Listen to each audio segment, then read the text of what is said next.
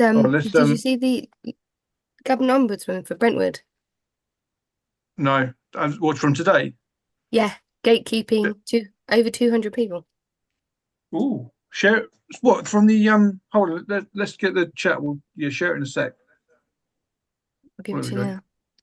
So hold yeah, so hey, welcome everyone. Karis has got some exciting news about Brentwood, which she'll tell us about in a minute. I'm just going to get the usual stuff all set up this end. No Shannon tonight. Shannon's on the way back from Leeds on the train. She says she might try and tune in on the chat. So if you're out there, Shannon, hello. Hope it was a good time. Um, what's going on here with YouTube? Here we go. So, um, really wish there was like one button that did all this stuff. But anyway, so yeah, welcome everyone. How you right, Shadow Net? Nice to have you here, mate.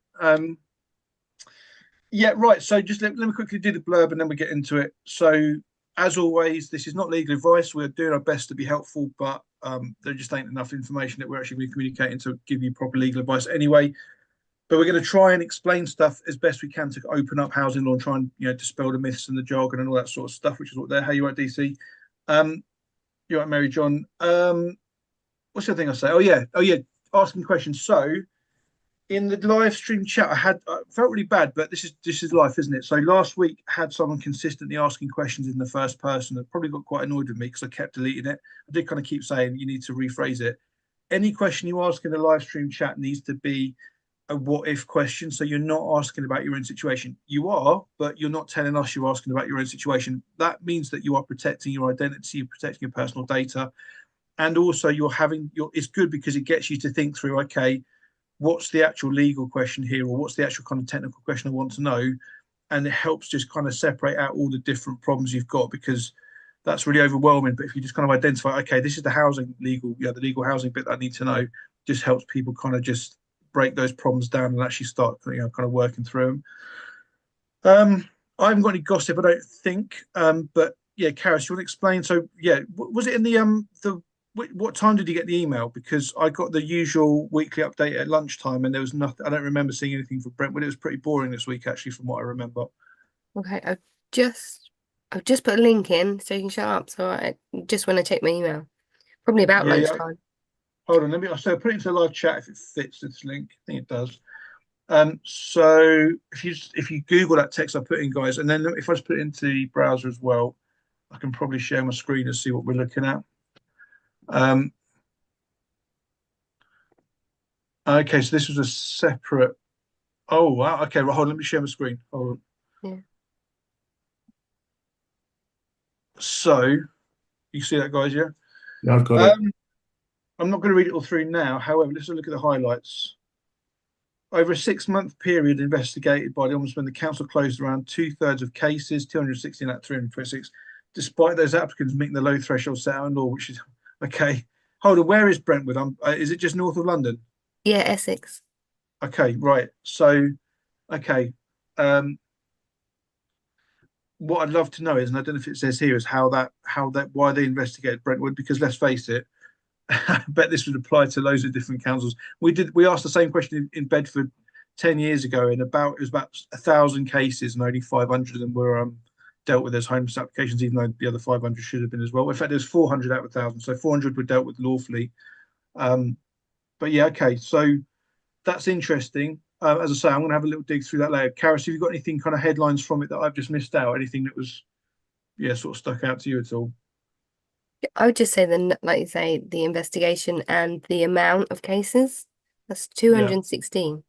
And they've used the word gatekeeping, just yeah. to briefly, but you can read it later. I mean, does that open the door for those individuals to go and make complaints And a are little they bit? compensating all those individuals? Yeah, I mean, I don't. My guess is not, but not because it's the right thing to do. It's just because um, I just said this means in all it made a proper decision in just 22 cases. Okay, okay, this is really cool. I think let's. I want to read this in full and probably get any background to it. The other question is, if you're from Brentwood in this group, then send this link to your local press because they don't. Local journalists are a bit hit and miss. But if you kind of give it to them, they should probably write a story because this would be very, very useful. If if you're local and you have this kind of story going on locally, it gives you a lot of focus on what you can push for in terms of getting improvements. So yeah, I must have missed that in the email because that's very cool. So their Thanks, Karis. recommendations were like, no, don't gatekeep anymore, no blanket approach. So similar things. But What would be and interesting is tracking. So what we could do here actually, we what could happens track now? over the next year, like the number of like applications that are accepted, number of people in TA and stuff. In fact, we should probably put a marker and say actually in a year's time we should review how Brentwood has done. Um, I'm trying to think. Brentwood, I think was. I'm just going to check the average waiting times because I think um, they were lower than I thought they would be. There was a number of councils just north of London which I was surprised by it. Just checking it now. Brentwood. So yeah, so for average wait for a one bed is 376 days, compared with Enfield, which is probably almost touching by the sound of it, which is 1,934 days. So maybe the reason they've got such low numbers is that they gatekeep all but 22 of the cases or whatever every time. Cool. Yeah, thanks, Karis.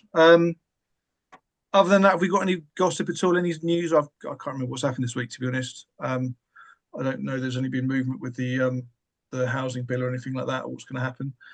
So let's get into some questions. Right. So the way this works now is I'm going to share my screen. We're going to use it as a virtual flip chart, and I'm going to start with the questions that came in through the week. So if you ask a question in any comment section of any video on the channel, I'll get them. I'll get a notification that they come through, and then I'll prioritize the ones which are anonymized. So if I get up, and there's a couple of meaty questions, but they're good questions. So there's going to need to be a bit of unpicking here. There's a couple of easy ones as well, or not, yeah, straightforward ones, let's say. So let me get the first question up. This one, so Will and Karis haven't actually seen this one yet because it came in just before 6:30. Let's get this all sorted out so we can see what's going on. So yeah, also may I ask, can a council refer to another council if there is a risk of violence, even with proof? So try and give a bit of context to this. I probably am a little bit clumsy when I tell people that if you're fleeing domestic abuse, you can go to any council in the country, because you can, but there would be a potential situation where you might get referred back to a different council. Let's say you've got multiple local connections, which is actually quite straightforward to have in housing law. So you might have a mum lives in one district, a brother lives in another district, you've got a job in a third district, and then you're fleeing from a fourth district, which is where you've lived. You could basically approach any council in the country, but what they might try and do, or they probably try and do, is try and refer you back to one of those three other councils which are safe for you. But the wording of the law is they cannot refer you to an area where there is any risk of domestic abuse there. So let's say, for example, the perpetrator knows where your mum lives and is likely to go and pursue you at your mum's or in the mum's area or something. Then that would be, depending on the circumstances, that may well be enough to kind of refuse that, or get them to refuse that referral. The other thing with local connection is, and I'm going to share the code of guidance at this point because it's probably good to read it straight out of it.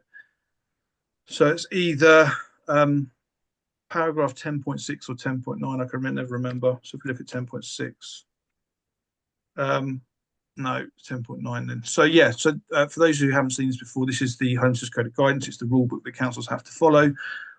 And so when it talks about for the purposes of C, so if I just show you on the screen so you can kind of look at it, this is the definition of local connection for part 7. So if you're making a homeless application, this is the definition of local connection for you. So you notice here that for C, you've got family associations. But if we go down to 10.9, first of all, it kind of talks about, what does family associations mean? But the last sentence is very useful because it says a housing authority should not identify the local connection through family associations with an area other than the one where the applicant positively wants to live. So let's say you flee from, if I fled from Bedford and I've got a local connection to Dorset because that's where my folks live, and they tried to, Milton Keynes approached Milton Keynes, they tried to refer me to Dorset because I've got a local connection there. I could basically refuse that and say I positively don't want to live in Dorset. So that would be one of the ways in which you kind of get around that. So have a look at chapter 10 of the Code of Guidance. But if we just go back to the questions, I don't think I've actually quite answered all of it yet. So the short answer to the question is a council can't refer you to another council if there is a risk of abuse there. And in one sense, I'm not quite sure what evidential threshold there'll be, as in, like, I don't know how much proof you really need. In general, within housing law, and particularly with domestic abuse, the threshold is low. So essentially, in the local government social care ombudsman's guidance on domestic abuse or report on domestic abuse, it said that the default position should be to believe people who disclose they've been abused. So if you're going to say, yes, I've got a mum in whatever in Milton Keynes, but my ex-partner has frequently abused me there or something like that, then that should be enough really to kind of put a stop to it. So that's my answer to this question. Carousel, Will, have you got anything to add to that?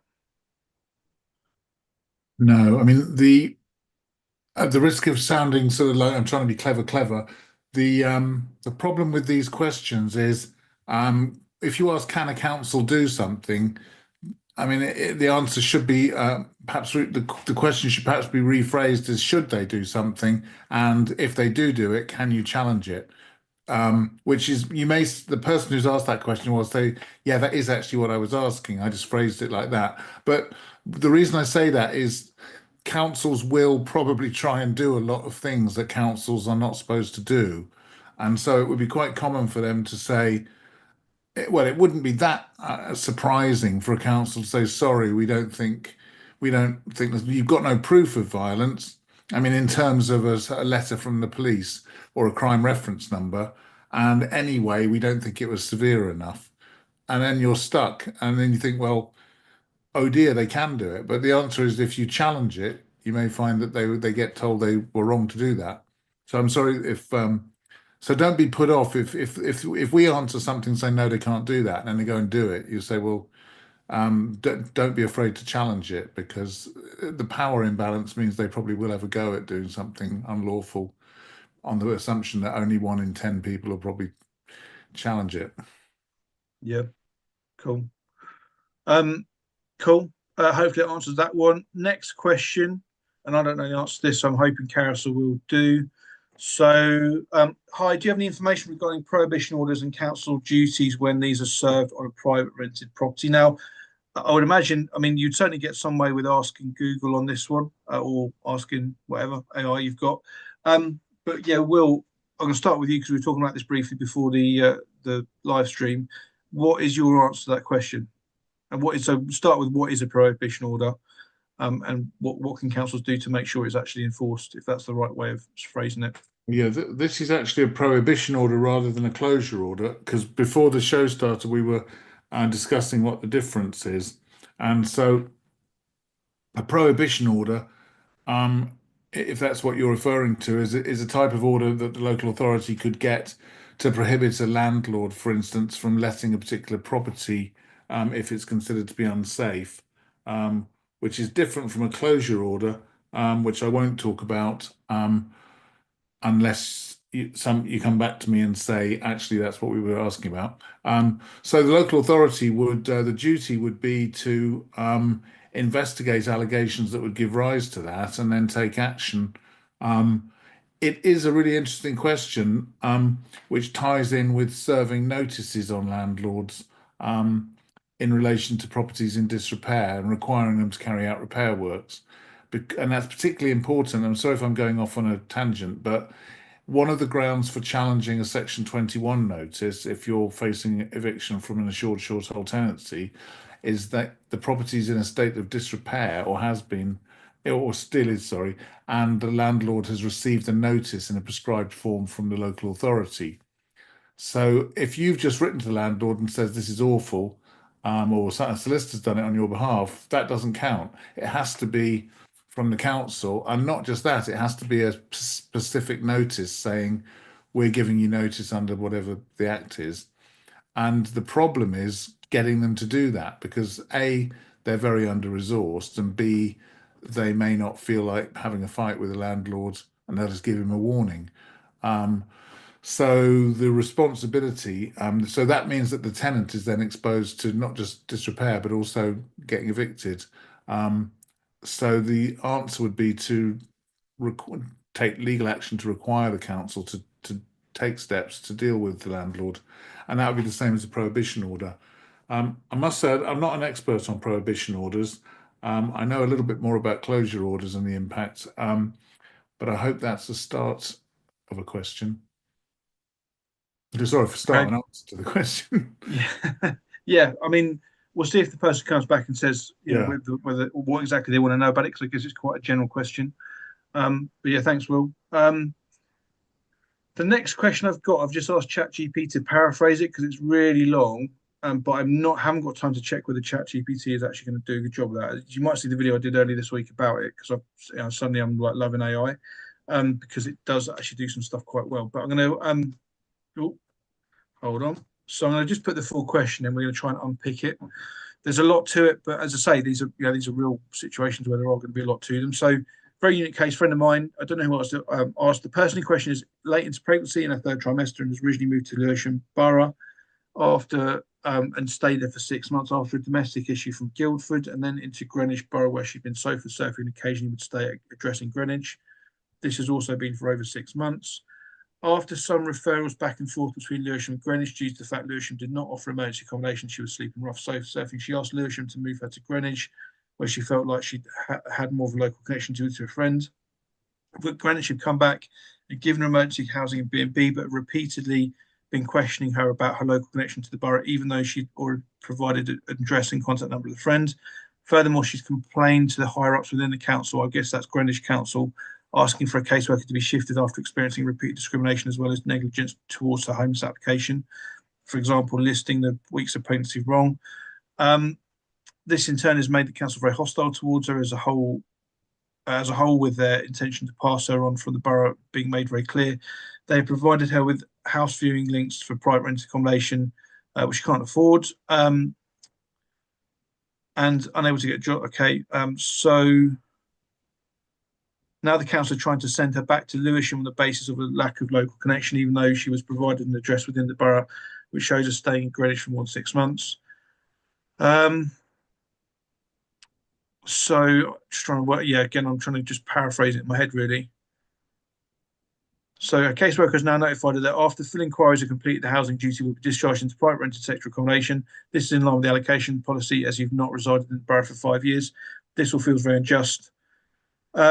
Okay, so I'm hoping that made sense. It made sense to me, although I'm probably going to just struggle to kind of get it all in. So we have a situation where we've got someone who I'm guessing from that wording fled Guildford from domestic abuse. They went to Lewisham. They then stayed in Lewisham. It doesn't specify what address in Lewisham, so whether it was settled or whether it was sofa surfing or something in Lewisham for 6 months. They then went to Greenwich for more than 6 months, which is going to be significant, even though they were only sofa surfing, because this bit here is going to be significant, I think. And then she's approached Lewisham, who didn't house her. Greenwich did house her, but they are trying then to say that she needs to be referred back to Lewisham. I think that's the situation we're talking about. There's other issues about, kind of accuracy of data and stuff. So this is my first attempt at an answer to this. You have, in fact, let's go back to the bit of code of guidance I was just sharing to give us a bit, because it's a local connection question here. So we go back to the main definition of part 7. Okay, I'm going to have to do the part 6, part 7 thing. I hate this, but it needs to be done. This person is, as far as I can tell, homeless, and therefore both Lewisham and Greenwich need to treat her as a homeless person. I'm assuming her here, by the way, maybe I'm wrong. And yeah, no, it is her. She's pregnant. Yeah, no, I'm not assuming that. So there's a little bit of a red herring in there, which we'll come back to. But basically, she's fled Guildford. Let's assume that she had local connection there. She's gone to Lewisham, stayed there 6 months, then went to Greenwich for more than 6 months. What this means is that she has not been resident in Lewisham, even if it was settled accommodation, for 6 out of the last 12 months, because mathematically she had been in Greenwich for more than 6 months, and therefore it cannot possibly be that she was in the, for the last 12 months she's been in Lewisham for more than 6 months. So she doesn't have a local connection to Greenwich on that information that's been shared there. Therefore, Greenwich, unless let's say she had a family connection in Lewisham, she could use that 10.9 exemption to say, nope, I don't want to go back to Lewisham, thanks, I positively don't want to live there. She hasn't got a job, so she does not have a local connection to Lewisham under Part 7 of the Housing Act, as in the homeless application process. Therefore, Greenwich have to accept the application. They then have to work out, is there another local authority they can refer her to? Now, she might have lived in Guildford for 3 out of the last 5 years. I'm trying to work out just let me go back to the I just realised that the code of guidance doesn't mention the 6 out of the last 12 months and 3 out of the last 5 years at this bit. That's what it means, though. I have to just work out where the residence bit is. Anyway, we'll come back to that. But just take my word for it at this point. When we talk about residency, that's what we're talking about, either 6 out of the last 12 months and or 3 out of the last 5 years. So if she lived in Guildford for 3 out of the last 5 years, but there is a risk of domestic abuse in Guildford, Greenwich cannot refer her back to Guildford. That can't happen either.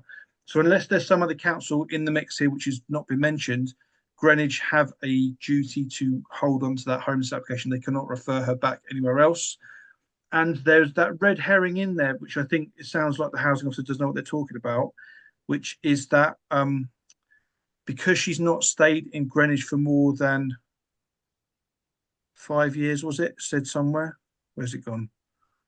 Oh man, I can't find it now. Let's just search for the word. I'm sure it's 5 years. No, not going to can't. Hold on, guys. No, it's not 5. I must be dreaming it up. Where does it say that? I'm sure it says something about that.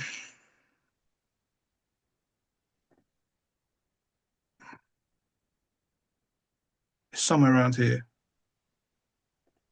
I've literally. Am I going mad? Did I just dream that bit up?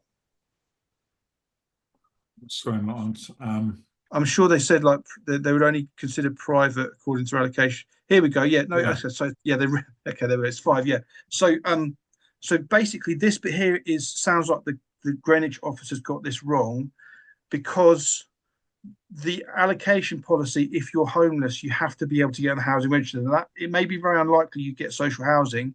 It may well be that you end up in private rented accommodation through Greenwich, but they can't just blanketly say you don't meet the local connection criteria to Greenwich, because the Part 7 definition of local connection, what we've just been talking about, trumps the Part 6 definition, which is what this is talking about. So this is about Part 6. Now, if this is making no sense to you at all on the live stream, go on the YouTube channel. I did a video about why is local connection so confusing. And this is part of the reason. There are 2 definitions in every area. There's the national one, which is about homelessness, and then there's a local one about the housing register more generally. And what they've done here is they said, well, you haven't lived here for 5 years, so you can't possibly get on the housing register. That's actually discrimination. That is actually the IDA council got done for this, because effectively their policy penalised victims of domestic abuse, which tended to be female, because they basically kind of had this local connection criteria that didn't really work for everyone. So my final answer to this is that Greenwich are going to owe the main housing duty to this individual. On the facts that we've got here, as far as I can tell, they cannot refer her back to Lewisham. Lewisham would presumably be in a position to say we're not accepting that referral because this lady has not lived in Lewisham for more than 6 out of the last 12 months. I'll find that bit I'm talking about actually in a minute, because it would be helpful for you to see it in the code of guidance yourself.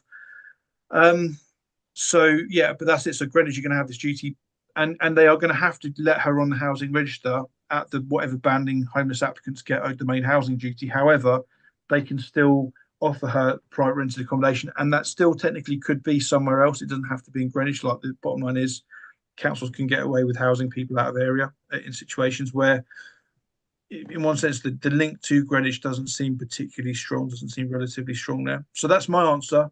Will and Karis, what have you got to say about this one? It's quite a long one, but I think it's a good question. Is there anything else to add at all, or have I done all right there? No, I think you did all right. Sorry, I was trying. Okay, cool. Well, I'm hoping that's been helpful. I will just, I do want to search in the code of guidance for 6. I'm sure it's in there. I know it's in there.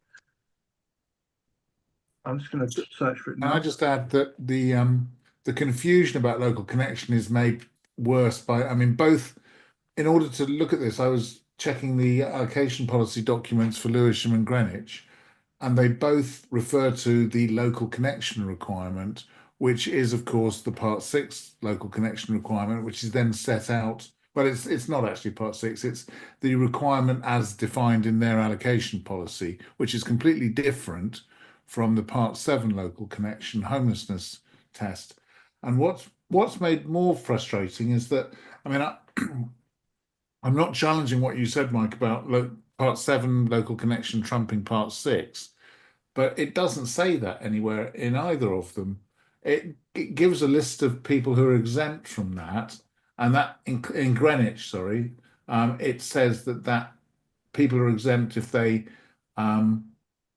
have a reasonable preference groups outlined in section 4.2. So that's probably one of them actually, but you've got to go down to 4.2. So it should mention people owed the main duty and people owed the prevention and relief duties. That they have to say that in their policy. Yeah, it says people who are homeless within under Part 7. So there we go. So you're quite right there, and that the housing officer is quite wrong. And so they can, yeah, but it just needs a little bit of digging in there. And I was put off at first, but after you said that, I realised that you were right, and it's actually in there.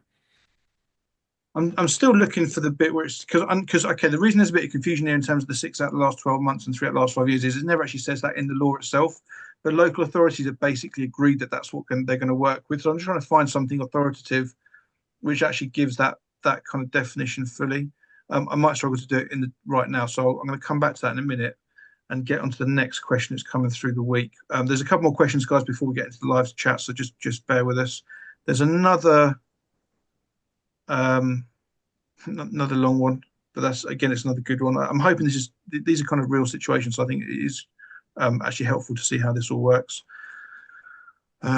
So, hi, my friend is applying next week and had a few questions on what to write in the letter. So I'm assuming this means making a homeless application next week. As their health conditions, brain injury, they have a girlfriend who has helped care for them on day to day. How can they write in their housing letter that they need to be put in the same area she lives currently? Because I think they'll be owed the main housing duty and priority need. They meet all the criteria. I think they'll be put onto auto bid. They are okay with this, but they would like to tell the council in the initial letter to make them aware that they need to be in the area of their girlfriend. As if they were put on the other side of town, for example, she would not be able to get to them and help daily with making food and so on. With cognitive dysfunction, they need routine, which they have with their girlfriend and they're comfortable with her. Is there a way that they can make sure they can't offer them something which is far away or outside this area, as they would rather make this clear before being placed on this auto bid? How would they do this in the letter? Is there anything on the housing law on this? Also, the property they used to live in was their granddad's. They cannot stay there anymore. The granddad has asked them to leave. Should they ask him for a letter saying they need to leave the property? To avoid the question of saying they're intentionally homeless, also, what is the best way to say to the council if offered temporary accommodation they don't wish to be put into some sort of hostel as temporary accommodation due to vulnerabilities in Leicester? There is a lot of antisocial behaviour. Would prefer a self-contained temporary accommodation if possible. So it's a good question. There's actually obviously about 5 questions in there. So we'll try and deal with them in turn. Now, where should we start? So let's do the easy ones first. In terms of the granddad writing a letter, shouldn't have to do it, but in the real world, it's going to be helpful if the granddad does write a letter saying, I can't have my grandson live here any longer or past a certain date. So as I say, you're not legally required to do that, but it helps. It's just, yeah, the council are going to ask for it. You might as well give it if it's possible. So that deals with that bit. And I guess ideally you want a few weeks to kind of prepare this, because my first big response is going to be to request a assessment from Leicester Council Adult Social Services. You can do that by just literally contacting Leicester City Council or Leicester, whatever council it's called, and basically explaining that you want to speak to someone in social services and that you want an assessment. And if you've got a brain injury, and sounds like, there's kind of a number of care and support needs, they would then assess those. And it may well be, can't obviously tell you from this information here, but it may well be that this person has eligible care and support needs. And that would then make the council sit up, because I'm pretty sure Leicester City Councils are unitary authorities. That means that they're going to be paying for your care if they were to place you on the other side of town. So in that assessment, in the social worker's assessment, you will be able to talk to them about, the fact that the girlfriend kind of does this kind of care and support on a daily basis. And the social worker at that point would say, essentially to housing, they might not do it straight away, but at some point they would say to the housing, if you house this person on the other side of town and the girlfriend can't provide this support, we're going to have to spend thousands of pounds every month providing support ourselves. and it'll be better for the council that that doesn't happen, and that the housing is provided near the girlfriend so that she can continue to do that.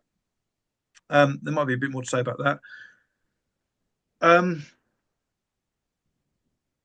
You're not going to be, you're not going to be found intentionally homeless on the facts here. That's not going to be a question of whether you're going to be intentionally homeless.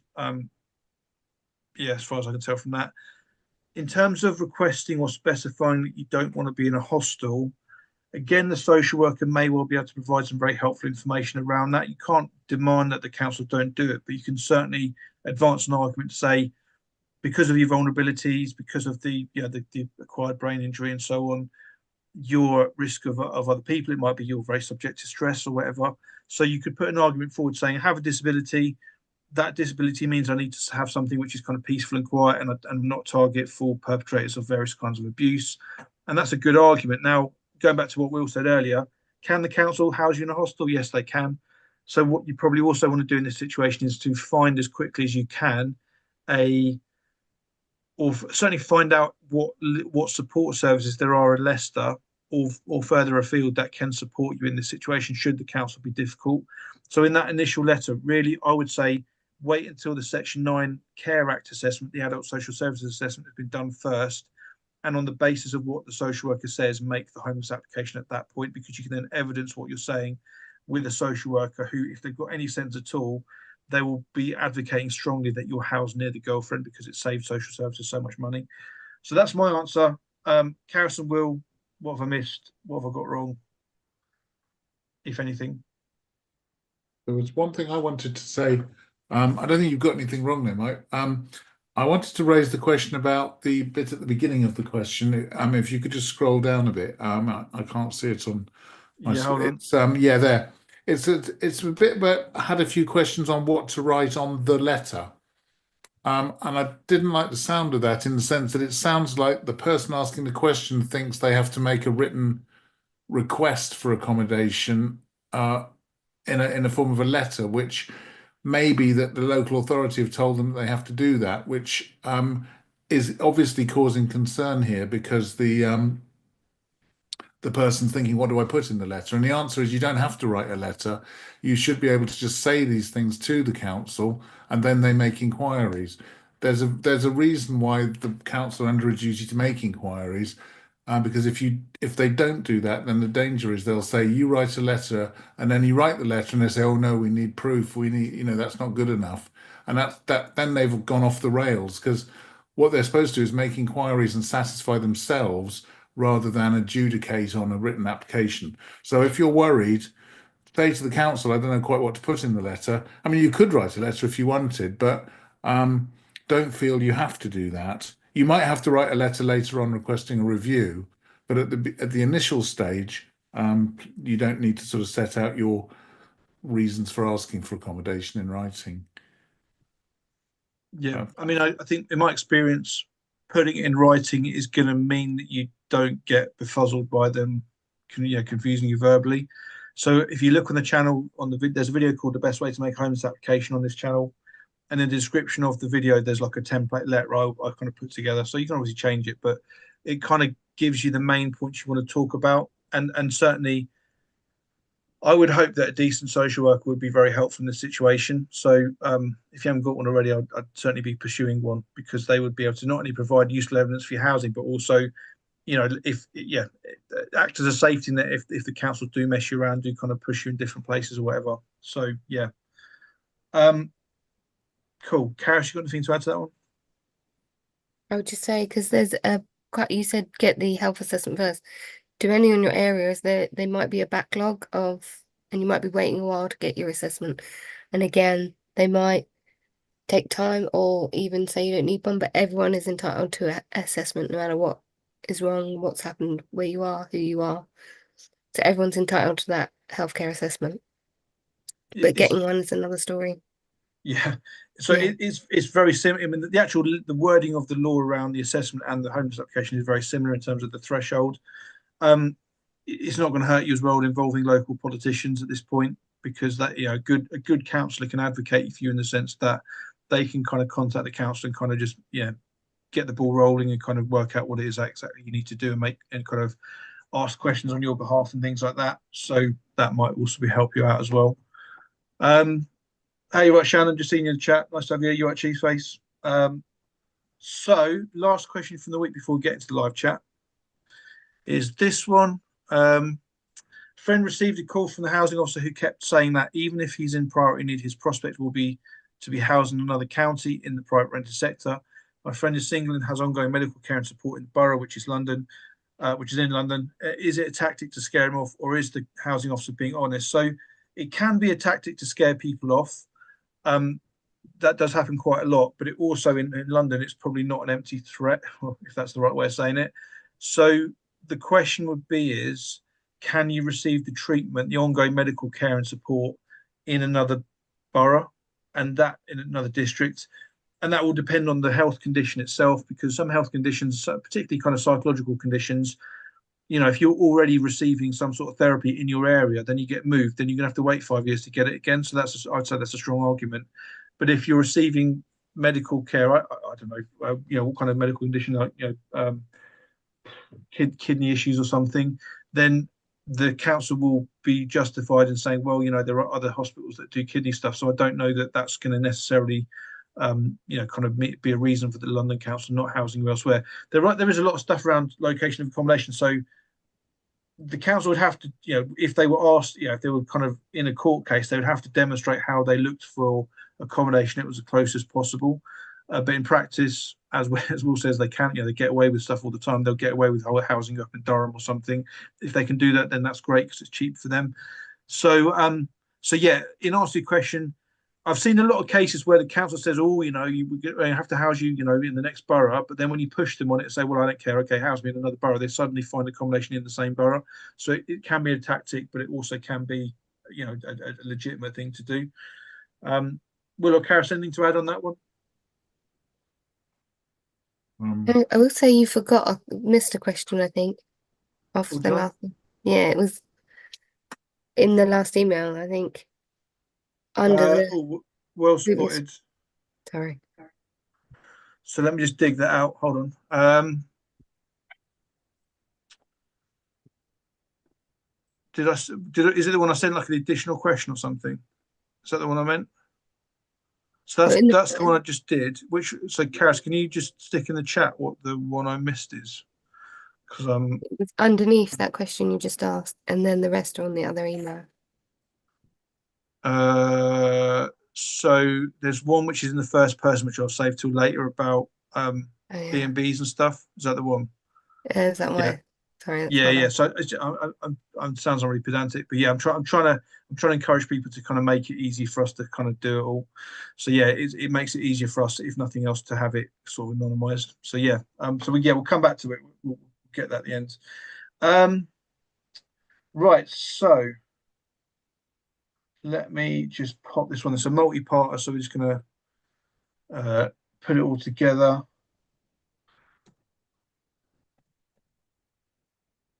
Right, so I think this is the whole question. I know someone that's currently with the crisis team that's been diagnosed with autism. He's also been referred to community mental health team and the dynamic support register. He's facing homelessness and is afraid of being placed in a hostel due to high sensory needs. What is the likelihood of him being placed in temporary accommodation, and would it be best to present all the evidence to the council at once, or would it be best, or what would be the best procedure to take? So I guess this is kind of a similar aspect to the question we answered a couple of questions ago. It's a good question. So Will would be able to say more about this than I do, because I know you've had cases where you've argued this kind of thing. But you know, as far as I understand, you could advance the argument to say, I have a disability in the form of autism. That disability means that, you know, I basically need somewhere which is quiet and feels safe. And therefore, I'm asking that the council make a reasonable adjustment to the service to provide me something that's kind of quiet and safe in order to discharge their duties lawfully. So it's a very reasonable question to ask. A lot of councils won't have ever had training about autism or any kind of disability.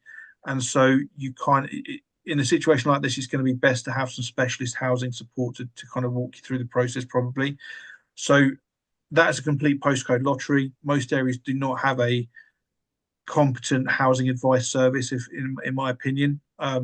You have to get very lucky sometimes, but that's what an experienced advocate could do a really good job with this, particularly since there's probably going to be a lot of supporting evidence from the crisis team, the mental health team, and so on.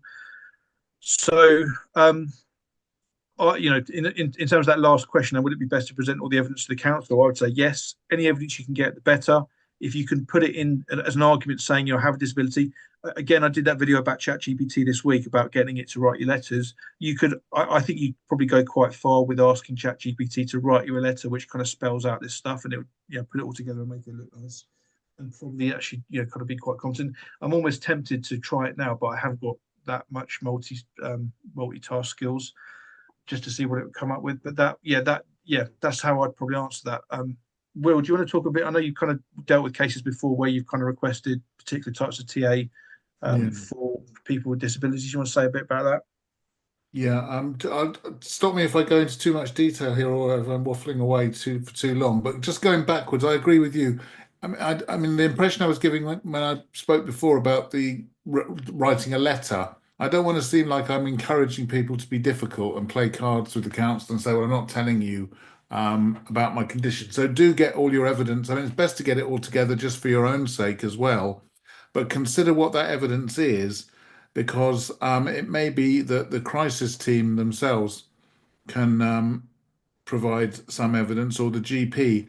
But the other thing I'd say on this issue is that councils tend to be very hard-nosed, and they've got medical advisors who back them up in doing that. And so I'm old enough to remember when HIV was still quite a new phenomenon, and that initially had a magical effect that as soon as you mentioned somebody was HIV positive, there was no more questions asked about priority need and vulnerability, and they were treated with great care. But within a few years, that had gone, and councils were saying, well, there's medication now, there's no suggestion that you've got full-blown AIDS and blah, blah, blah. Now, the same thing is true with autism, in the sense that autism is defined as being a condition that's relative to a spectrum. So you could have very severe autism, which really does mean that you couldn't live in hostel accommodation. I've got clients with children who are severely autistic who can't go on the bus because the children will go up to strangers and start sort of trying to play with them or something, and then they'll get the strangers will get really annoyed. But on the other hand, you could have a relatively moderate level of autism, which just means that you're slightly withdrawn, or have limited characteristics. So the council will tend to downplay the significance of autism. So you'd need to try and get some specifics of what sort of autism you have and how it affects you on a day-to-day basis, because the council are unlikely to recognise a diagnosis of autism as sort of the end of the issue. And so if they've been referred to the community mental health team, I mean, it must be quite severe, unless the people are just going through the motions of saying, oh, well, we'll refer you to them. But that may get you round, because now medical, who often back up a lot of councils, will often say, oh, you haven't been referred to specialist services. So I mean, if this person has, then that helps. But then you need to ask yourself and try and clarify what it is about a hostel that you wouldn't make that. I mean, nobody wants to. I mean, well, some people might, but very few people actually say, I'd really like to go in a hostel. So what you'd have to say is, why is it that your condition makes a hostel particularly unsuitable? And so, for instance, if you do have difficulty engaging with other people, then that's something. Or you might be, hypervigilant, or again, likely to get into confrontations with people. So try and specify. So that's what I would say about that. And then I mean, the council may well try and place them in a hostel. So be prepared to challenge that. But don't be put off by the fact that they do that and think, oh dear, that's the end of the argument, because obviously they must be able to do it because they've done it. So that's it. on that Cool. one. Very quickly, Cash, just before we come in. So I've just put a link into the chat there. It's a local government ombudsman decision. It's slightly different, but it involves someone with autism, and the failure involved Manchester City Council. Basically, let me just get the thing up so you can see it. Just basically failing to take into account this person's disability. So I'm not going to go through it all now. I've actually done a video about this, which I'll put out quickly, but soon. But this person had autism, told the council she had autism, told the council she struggled to take in information. They then singularly failed to take that into account, which is why she ended up, or partly why she ended up getting £5.5 grand compensation. So basically, if you search, and I'll put the link in, but if you search for that code there in the LGO's website, you'll get this case. And I think it would have some relevance there in terms of explaining to people how autism should be dealt with, or any disability, but particularly autism, and kind of how it was this individual quite, sensibly told the council at the first instance that they had this issue, and told the council as well what the council needed to do in response to it.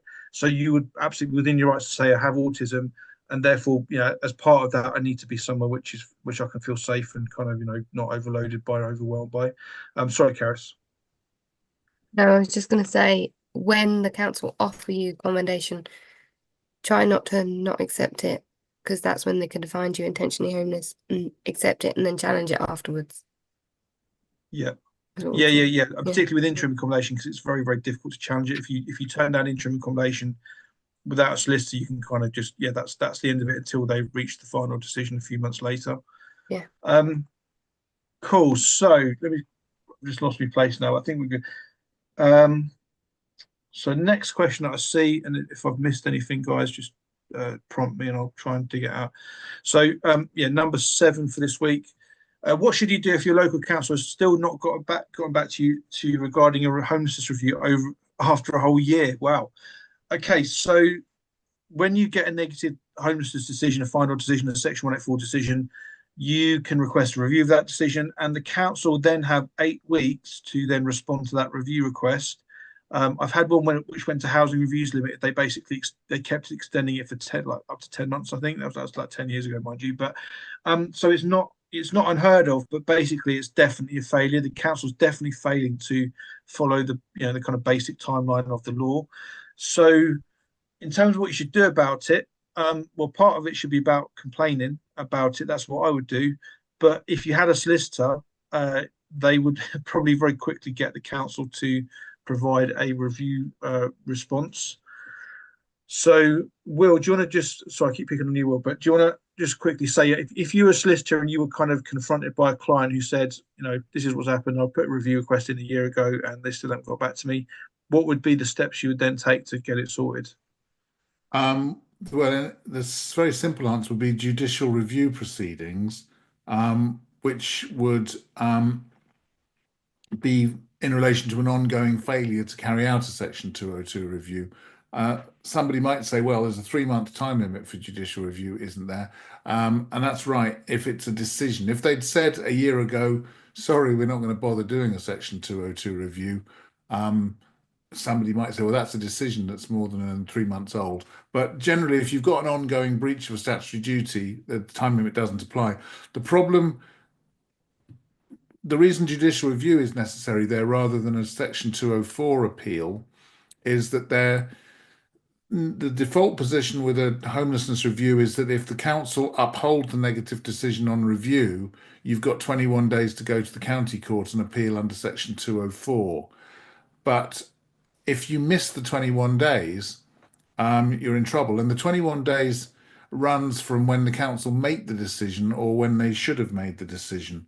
So council have 8 weeks to complete the review.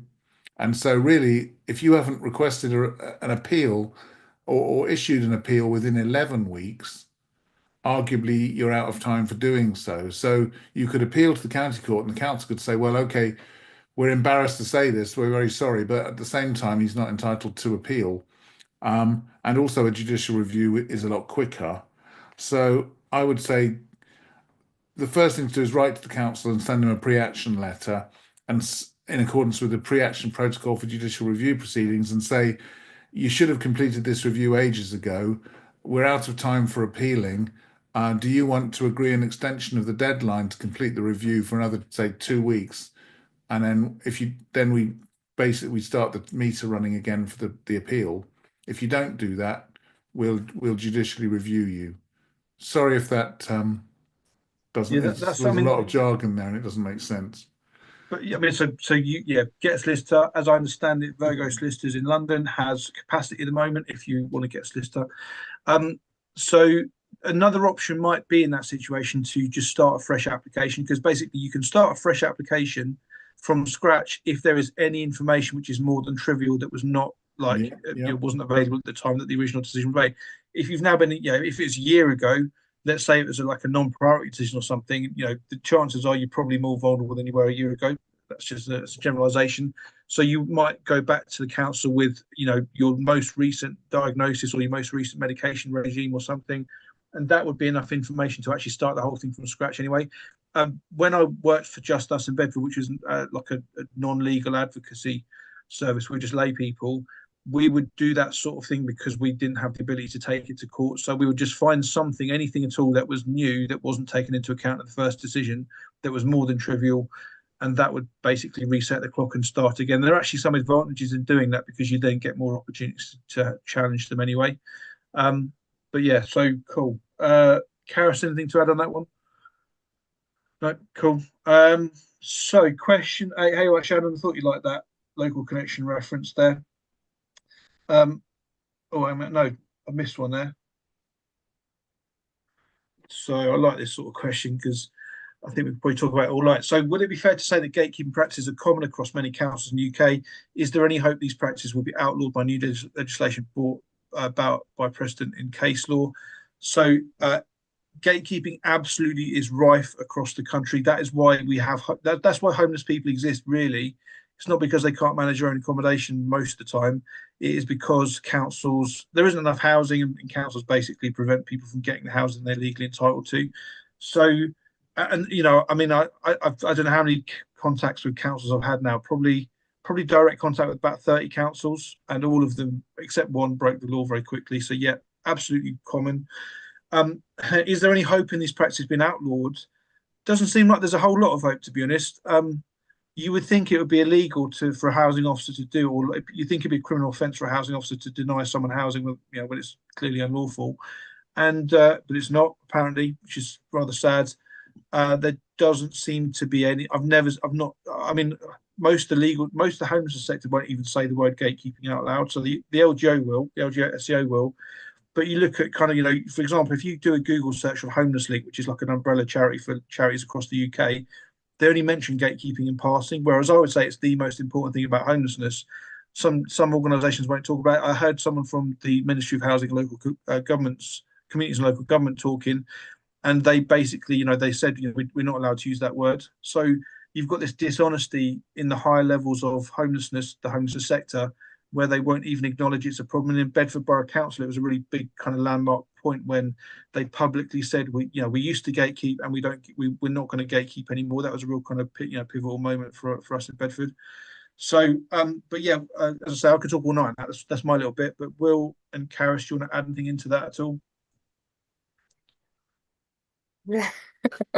We would like exactly what you said. It is rife across the UK, and the unfortunate thing is that there's a fine gap between who's eligible for legal aid, and it only covers certain things and certain aspects of the homelessness, which is the application process. So, and who's eligible for legal aid and who can afford representation, there's that gap in the middle. Also, who very well could be homeless. So unless they extend funding, although they've upped our funding by 10%, unless they properly fund housing solicitors and that legal aid provisions and widen the scope, you wouldn't see much change in the gatekeeping and setting precedent by case law, unless it was funded properly, and it's not. I don't see that happening. Yeah, my very, very cynical view, which you're welcome to call me a tin hat, whatever they're called, Joe, is that the country is run by people who own their own homes. Homelessness is caused by lack of housing. If the if they were to basically ensure there was enough housing for everyone, we'd have a big problem with the economy in general, because house prices are key to the economy growing. But crucially, they would also be essentially doing things which are going to result in their own personal fortune diminishing. You might call me crackpot for saying that, but that's kind of why I think they don't even have these conversations in the higher up parts of the government, because they kind of all know that part of our economy is based on the fact that there isn't enough housing, and that pushes house prices up. And most people who own their own home are banking very clearly on the fact that their house price will continue to increase in value. If you don't agree with that, that's cool. Everything else I've said this evening has been pretty robust and kind of thing. I appreciate that might be a bit out there, but yeah, I think that's why it is. I think that's why they won't even consider doing all this stuff. Anyway. Sorry. I Oh, would sorry. Yeah, sorry, Cass. Yeah, I'm going to go for one. disagree on the hinge of just building houses. You need to manage the stock you have it from disrepair, antisocial behaviour. There's a new thing out, 3 strikes, you're out. Well, then you're not getting real to the core issue. You're not managing tenancies from housing officers. They're not helping tenants maintain their homes and managing properties that they do have. There needs to be accountability within the councils to manage properties and the stock that they do have. Yeah. So I mean, I take what you're saying. I think it's a conversation for another point. So I know that's where people aren't here tonight. But I think, we'll talk. We'll put it in the diary so to have a chat about that, Karis, because I think, yes, you need to make sure that it's the right sort of houses being built. Yes, you need to make sure the existing stock's managed well. But if you had like 20 million houses more than you needed, then but if someone gets kicked out for ASB, they'll just walk into another tenancy. I'm not saying that's the ideal, but I'm saying that's logically, that's in my opinion how it would work. Anyway, maybe we should have like a live stream at some point that kind of talk about that stuff. Yeah. Cool. Right. So next question: what's the bar for someone getting emergency points or higher than baseline for an individual with severe mental health issues, or is that basically impossible? So it's not impossible by any means, but when we're talking about emergency points, we're talking about the council's local policy, which without knowing which council it is and without knowing that policy, they all work differently basically. But in most policies, people with severe disabilities of any sort will generally get higher banding or higher points. Most councils don't use a point system now. I know Southampton does, because I fell out with them about it. But in terms of banding and stuff, most councils will use banding, and they'll have like a separate criteria, which is like severe health issues, that sort of thing. And generally you'll get more priority. But in terms of the homeless application, once you're in priority need, and someone with severe mental health issues would probably almost certainly be in priority needs. But once you get priority need, there's kind of no additional priority. You're in priority need. That's the end of it. And generally speaking, everyone who is owed the main housing duty or the main homelessness duty will get the same banding when it gets back onto the housing register, although some councils do give additional banding even then for people with certain situations like domestic abuse, that sort of thing as well. So hopefully that answers the question on that. Well, it doesn't answer the question, does it? But you basically need to have a look at your local council's housing allocation policy by Googling, Bedford Borough Council Housing Allocation Scheme or policy, and looking at what it says. You could probably Google the term, or search for the term mental health issues in there or something, and it probably pop up with a few bits on it straight away. Any other comments there, guys? If not, so it's nearly 8:30.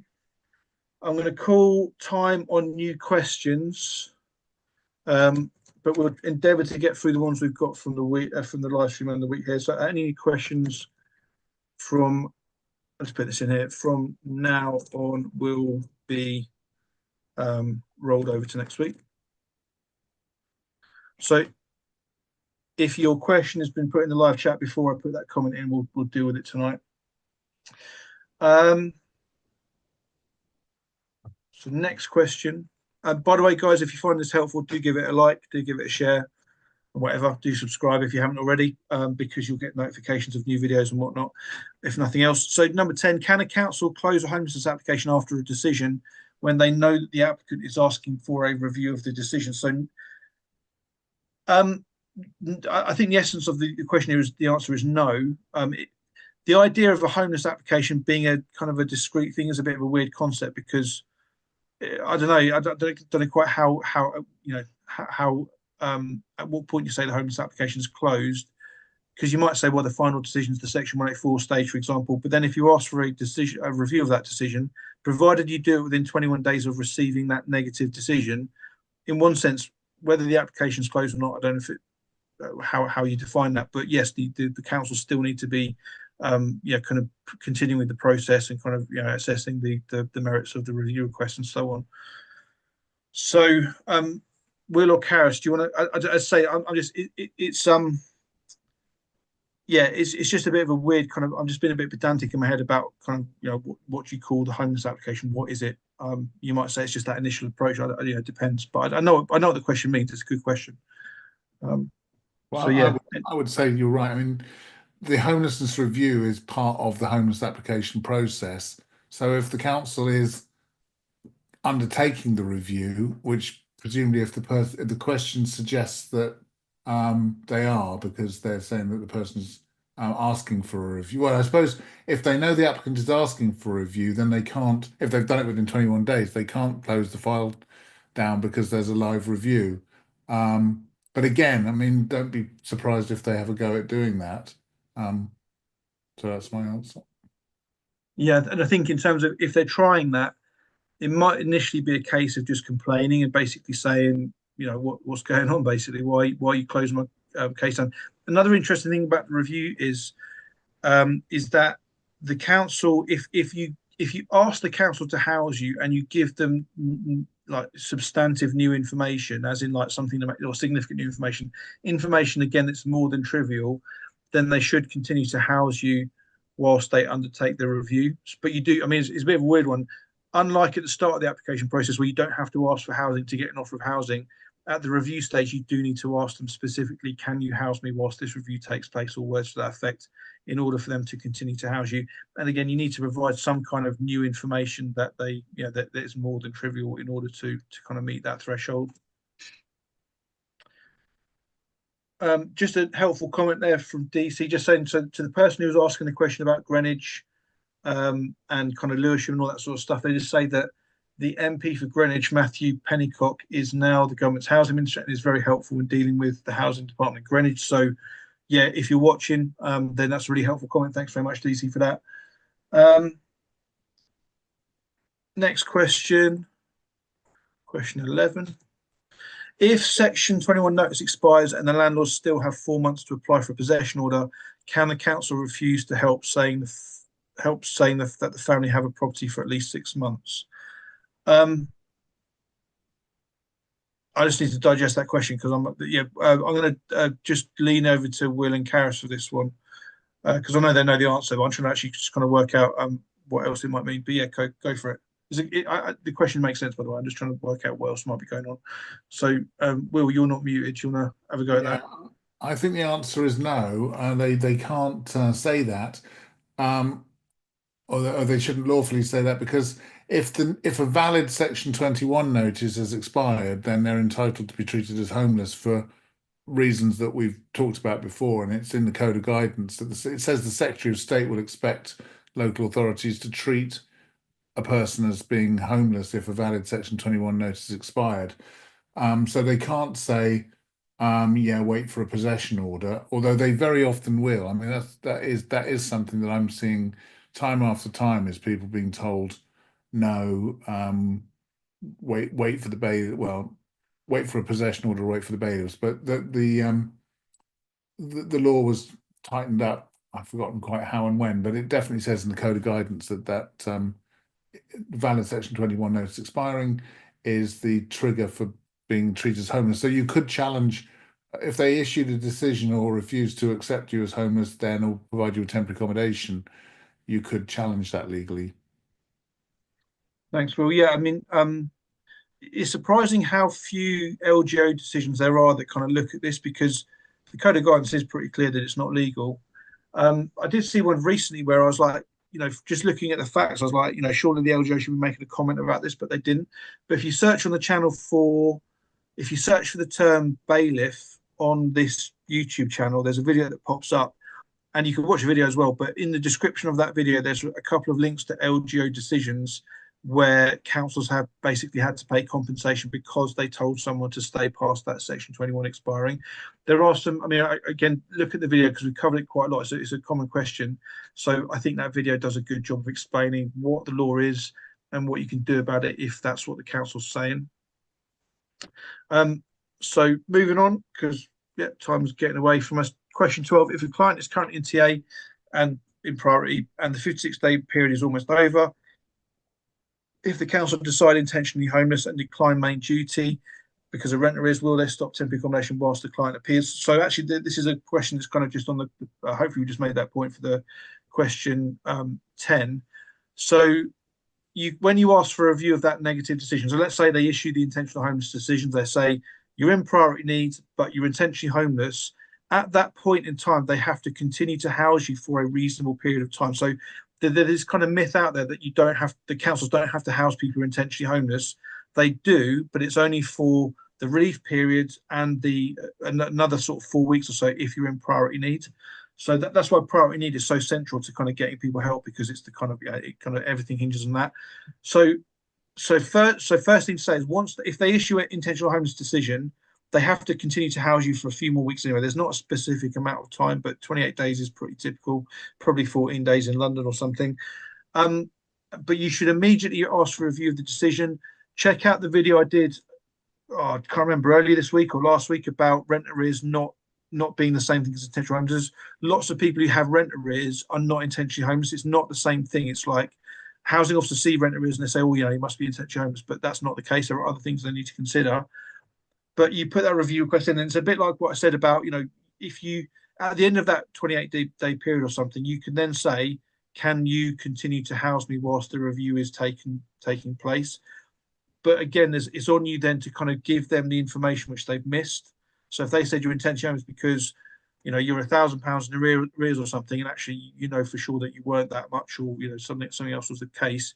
If you provide that information and tell them or ask them, can you house me whilst this continues, whilst the review continues, they would have to house you. And as I say, the review should take within 8 weeks.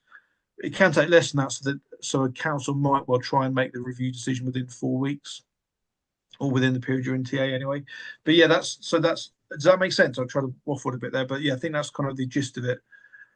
So yeah, they're going to continue to house you for a period of time anyway. But if you put a decent review request in, as in you give concrete information of what they've got wrong, or kind of just give something that's kind of coherent about that, and ask for housing whilst they make the review request, whilst they undertake the review, then they should continue to house you for a bit longer. Just someone asking about getting a consultation with us. So, as I say, Virgo Solicitors has capacity at the time of talking right now, which might not last for that long.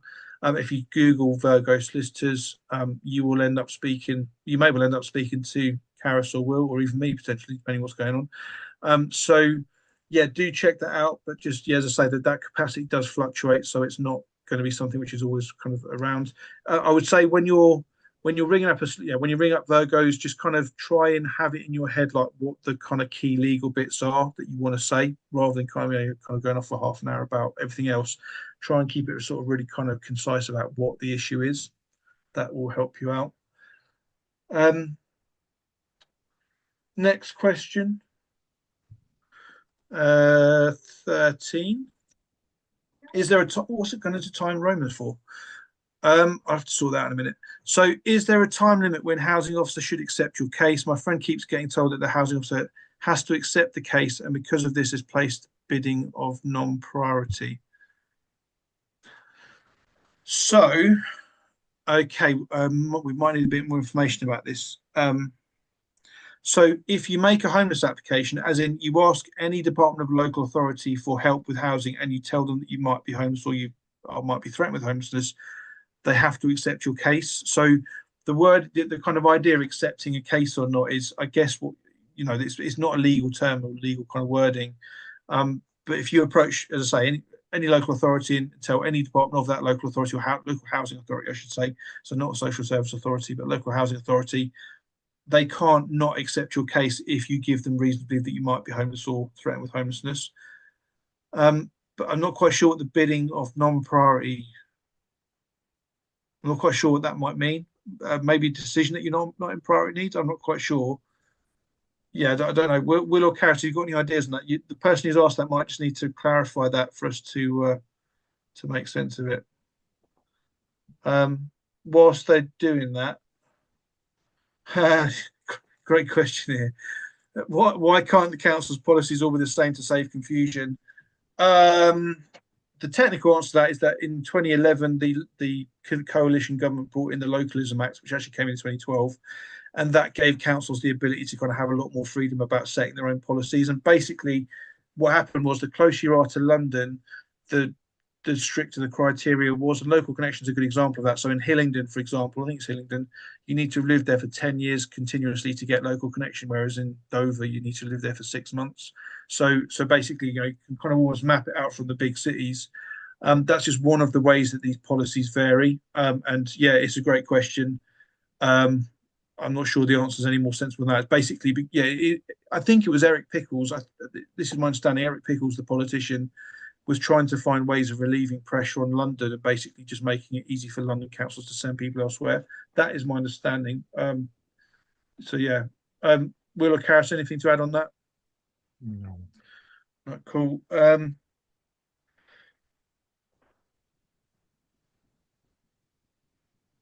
Yeah, so hopefully just answer that question there.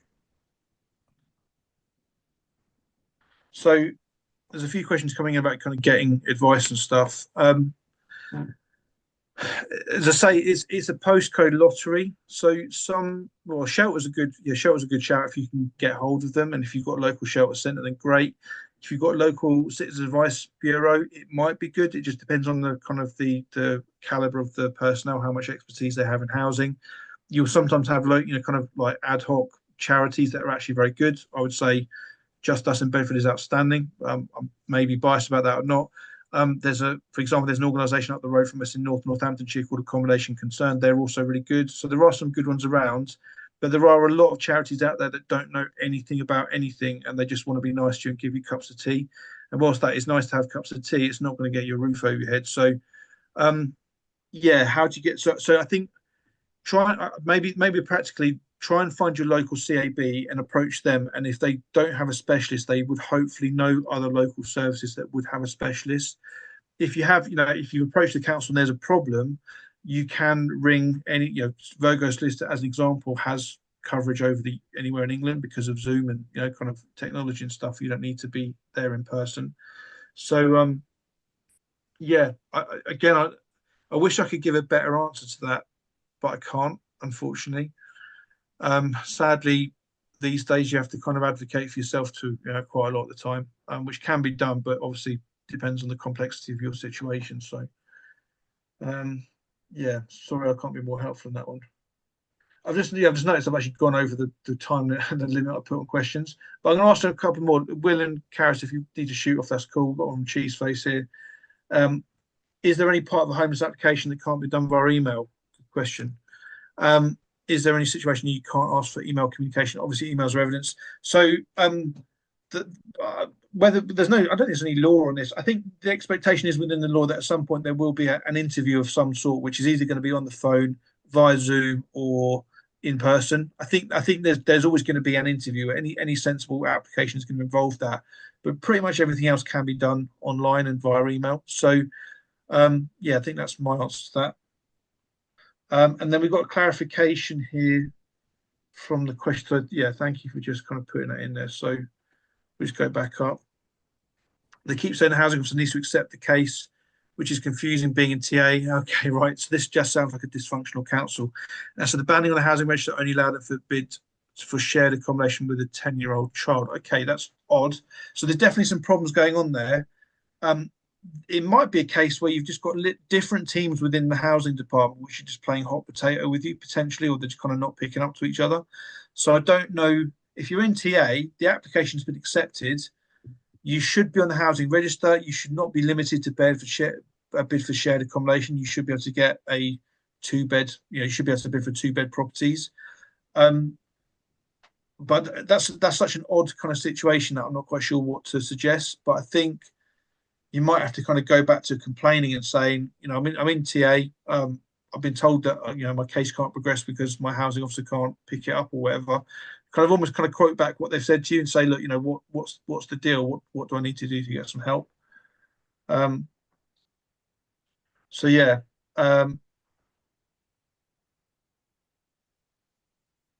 Yeah, Will or Karis, anything to add to that?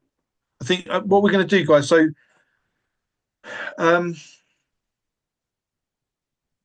yeah, I think we're just. I'm going to stick around for a bit, guys. Will and Karis, if you just head off, I think, because I just want to. All right, I will go actually because Yeah. I haven't eaten anything and it's getting late. Yeah, that's cool. See you guys hopefully on Monday. Hope maybe talk to you tomorrow, Karis. And see you on Monday on my channel and next week on here. So bye from me. Yeah. Thanks, Will. Appreciate it. Yeah, see you Monday on your channel. Yeah, for guys, guys who just heard that, so Will's got his own channel. Every Monday night we do a live stream, very similar to this, although we tend to kind of talk about more stuff in depth, I guess. So if you're struggling to get questions answered here, just go check out that as well. So again, if you subscribe to his channel, you'll get notifications. I'm just going to kind of, as I say, just get through something this last strand of questioning here. So it's all part of question 15.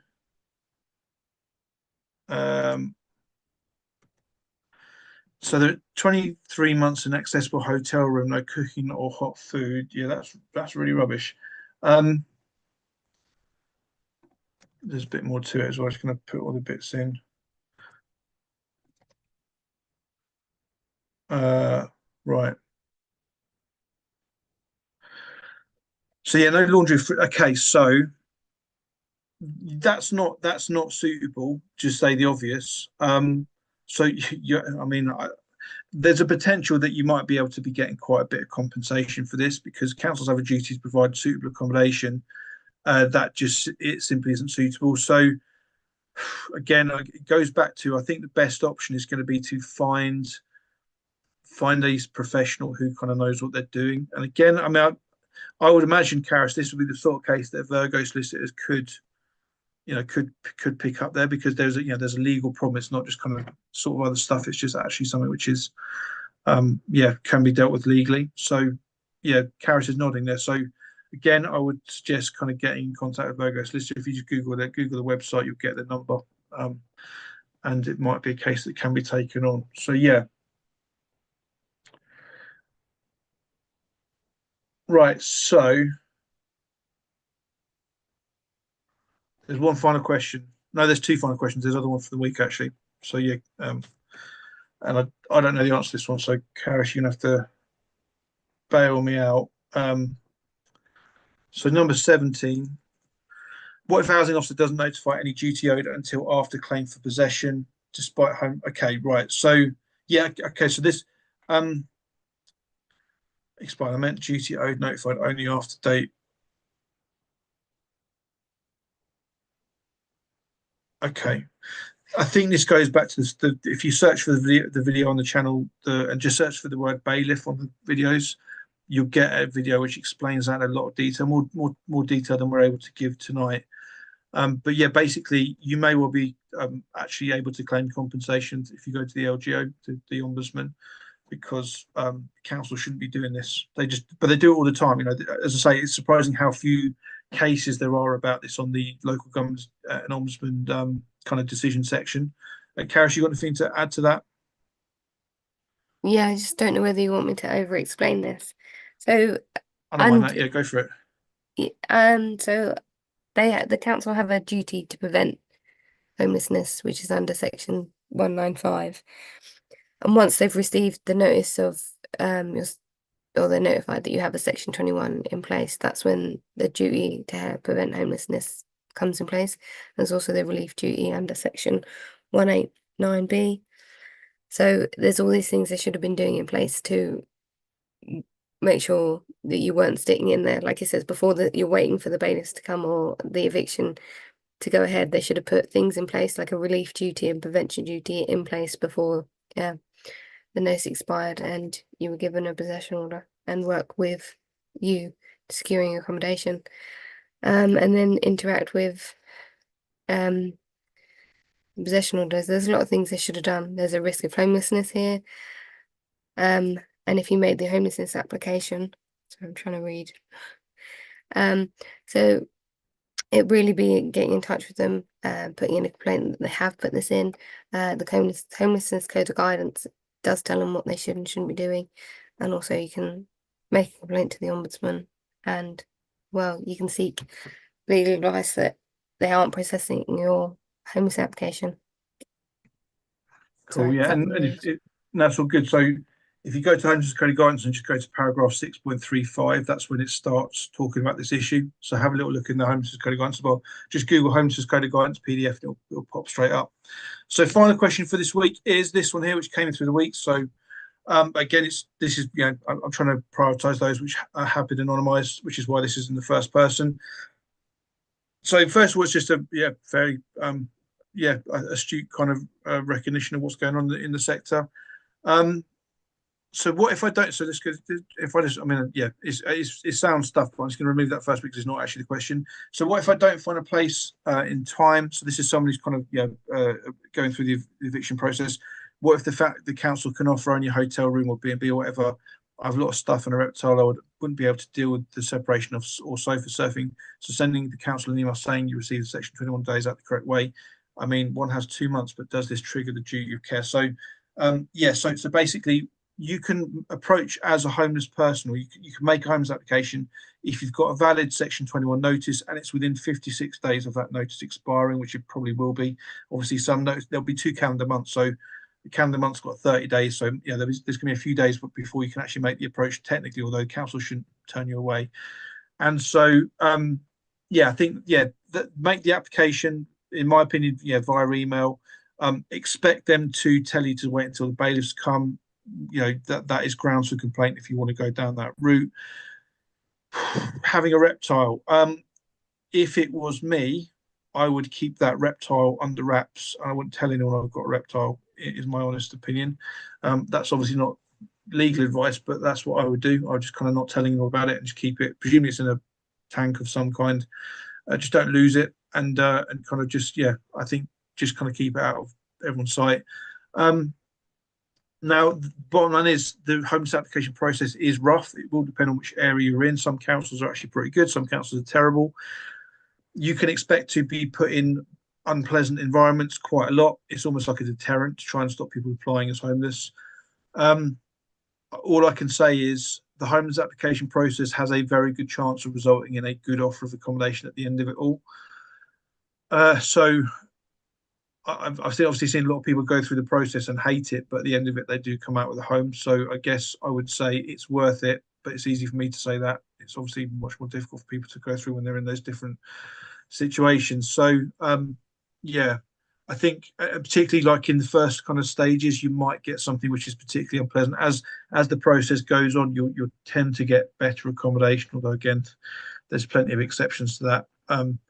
But yeah, that's kind of So you can again, if you just go back to that kind of video I made, the best way to make a homeless application, it gives you kind of the idea of what sorts of things you want to include. But yes, you can make an approach now, as long as in fact you don't need to know if the Section 21 is valid or not. They'll work that out. If you attach the Section 21 paperwork stuff to your email, they will tell you very quickly if it's not valid because it's in their interest to do so. So yeah, cool. Thanks, guys. I have one favour to ask of everyone. If you want to stick around, I will not take any more questions in the live chat. In fact, can I turn it off? No, I don't want to turn it off because I'm going to get some feedback. What I want to do now, I'm about to do a video. And Karis, feel free to go because this could be deadly. So let me show you what I'm talking about here. So let me bring it up on the screen. Why can I not see it? Good question.